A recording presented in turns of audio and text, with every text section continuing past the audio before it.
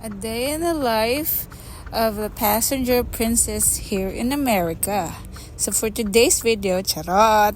So for today's video, di ay mga guys, kay magadto mi sa isa ka Filipino store. So I chose nga i-video ning tibuok na mo nga journey today kay daghan kayo tag mga kaganapan. So nanatadre sa Fresh Mart sa dool sa Gary, Indiana, but it's not in Gary, basta somewhere in Indiana.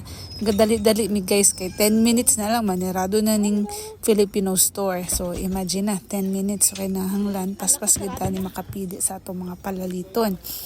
So, kabalo na mo sa ending kung saan na lang makitaan mo na lang to. May na lang gani, this is not our first time to be here. Because, nakaadto na ko dre the last time. And then, na-happy jud ko kay nakita ko mga nana, tender juicy nga brand.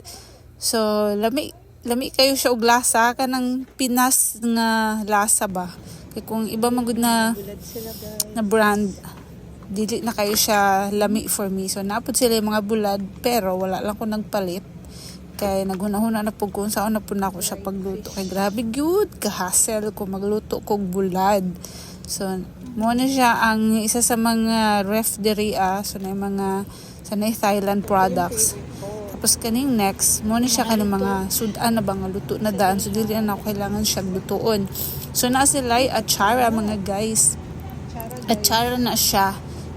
Duha pa ko kung palito na ko siya dili kang ginapangitan ako diri at that time kay ang munggos, pero murag walay munggos ka na bistik Tagalog, which is favorite ni Tim. So favorite na niya, so nagkudagan, so gipagunito na ako sa iya ang camera.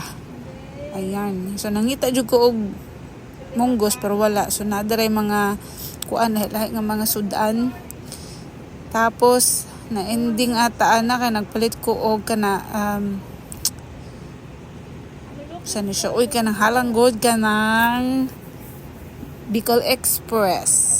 Basta lalahin apay ka ng laing, naapoy ka ng dinuguan, pero wala mo ko kakaon og dinuguan. So ang murag na ending na kong palitan na is gulay, ginataang gulay og ang bistik Tagalog. Tas duha ka unsa tawagan duha ka bistik Tagalog nga og napa ko gipalitan dadto sa unahan. So, dugay ko kapili no kay naghuna pa ko nya 10 minutes na lang bitaw ang nabilin sa oras, dugay pud kay makapili. Kabalo na ka dapat hunahuna pud nako magpalit ko diri, dapat dili pud siya masayang.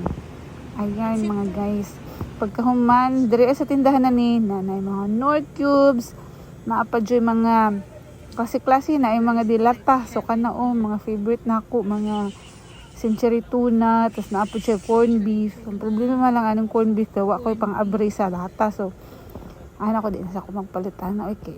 Naapod sila mga corn beef diri, tapos naapod ni siya sa Walmart usahay. So ana akong banan na pagpalit na lang aning isa ka box nga noodles ko. Ano pa na oy. Kay kanang mga nang gusto lang ako kanang Lucky Meal lang unta. So, kanina siya guys, nagpa-counter na ko. So, mo ni ako mga bansa ako mga napalit. So, excited na kay ko nga kauno na. So, mo din siya ang tindera dere. Ambot lang ko na hinumduman ko niya. Magbabay na mi, bye-bye. So, manggawas kami guys. Kinanarado na sila. Kaya alas 8 na dito sa gabi. Salamat po. Tanawa lang ninyo ang kalipay sa Pilipinas na nakapalit og mga Filipino food. Maybe there is a boba Walang gitaw ni nga ako ang gamayang kalipay. So, bugha po kayo ang $100. So, mga 5,000. 5,000 mo lang na ako na napalit. Duha lang ka plastic bag. Unya. Sus, tawon Ginoo. Kamahal gud. Mahal na gani daan sa Pilipinas no. Mahal pag diri kay nibahi paguding ako ang mga gipamalit. So, pakita na ko sa inyo ha ang ako mga gipampalit. Ano siya guys? Lalagay natin sa ref ang ating mga nabili. So, I have achara. Then, bistek Tagalog. Which is Tim's favorite. Kaya ko sa binili. Dalawa, jud. I have adobong mani. Pwede na ito gawing sudan. Tapos, tender juicy. Hotdog. Isa lang kasi pag marami ano naman ay ko Snack. Kapit pa dito niya. Basta favorite na ko ini. Isang ulam, ginataang gulay. Bicol Express. Empanada. Then, leche flan. Tapos, in between. Hopya.